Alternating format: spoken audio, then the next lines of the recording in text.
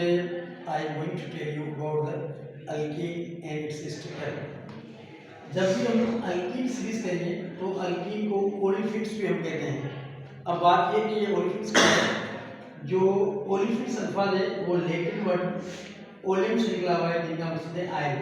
तमाम जो इथीन से लेकर डिथीन तक ये जो कंपाउंड्स है वो आयल ही है, आयल की तरह होते हैं, इसी वजह से इनका नाम रखा गया है ओलिफिन्स।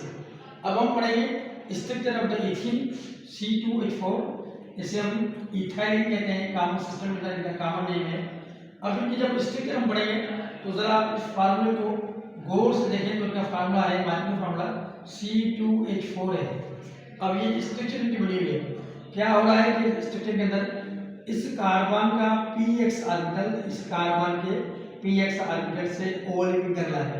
वो जो ओवरलैपिंग है वो लीनियरली है, वो स्ट्रेट ओवरलैपिंग है। अब वो बना रहे हैं सिग्मा बॉन्ड। जब भी स्ट्रेट ओवरलैपिंग होगी तो सिग्मा बॉन्ड बनेंगे, स्ट्रेट ओवरलैपिंग होगी तो सिग्मा बॉन्ड बनेंगे। अब क्या हुआ है कि कार्बन और कार्बन के दरमियान सिग्मा बॉन्ड बन रहा है। हर एक जो कार्बन के एटम है वो हाइड्रोजन के जो एटम्स है उनके साथ भी लीनियरली ओवरलैपिंग कर रहे हैं, तो वो भी सिग्मा बॉन्ड्स बना रहे हैं। अब क्या हुआ कि इस कार्बन और हाइड्रोजन के दरमियान दो सिग्मा बॉन्ड्स ये बन गए, एक सिग्मा बॉन्ड ये बना हुआ है, और इस कार्बन और हाइड्रोजन के दरमियान दो सिग्मा बॉन्ड्स ये बने हुए हैं। इन स्ट्रक्चर को हम इस तरह लिख सकते हैं। अब ये जो स्ट्रक्चर्स है ये है पैरेलल।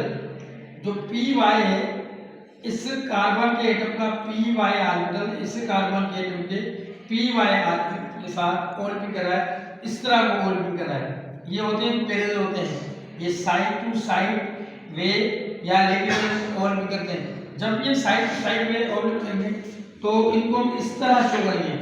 इनके अंदर जो ओवरलैपिंग है वो बिल्कुल थोड़ी होती है, कम होती है। इसी वजह से इसके अंदर जो बॉन्ड्स बनते हैं वो पाई बॉन्ड बनते हैं, वो बॉन्ड्स कमजोर बॉन्ड्स बनते हैं। इस स्ट्रक्चर को जनरल तौर पर हम इस तरह भी शो कर सकते हैं। C double bond hydrogen, double bond carbon है, फिर हाइड्रोजन हाइड्रोजन, फिर हाइड्रोजन और हाइड्रोजन।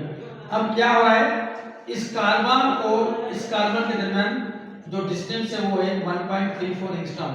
मैं पहले बता चुका था कि कार्बन के बॉन्ड की जो लेंथ है वो और जो कार्बन बॉन्ड्स है वो एक दूसरे से बिंदास तरह से होते हैं।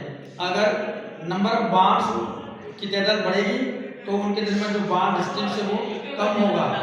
अब जो कार्बन और कार्बन के दरमियान डबल बॉन्ड बनना है, इनका जो फासला है वो है 1.34 एंगस्ट्रॉम है।